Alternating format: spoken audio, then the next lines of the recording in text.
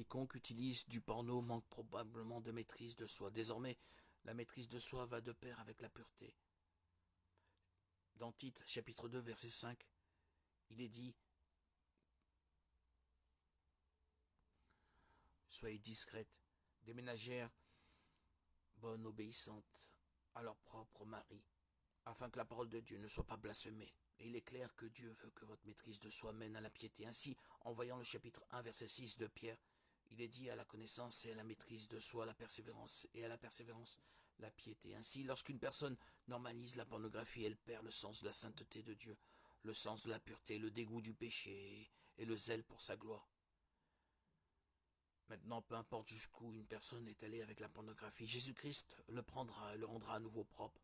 En fait, il prend leurs péchés et leur attribue sa justice et font partie de la famille de Dieu. Ils ont une nouvelle identité d'enfants de Dieu, leur nouvelle création en Christ. Ils sont saints et bien-aimés et leur péché est pardonné. Chacun de nous a donc une valeur immense parce que nous sommes créés à l'image de Dieu. Dieu l'a démontré en nous donnant son Fils pour payer nos péchés. Donc, peu importe à quel point une personne peut être embourbée et pornographique, comprenez bien cette vérité selon laquelle Dieu vous aime et il a payé le prix de votre liberté. Alors ne laissez pas l'ennemi vous enlever cette vérité.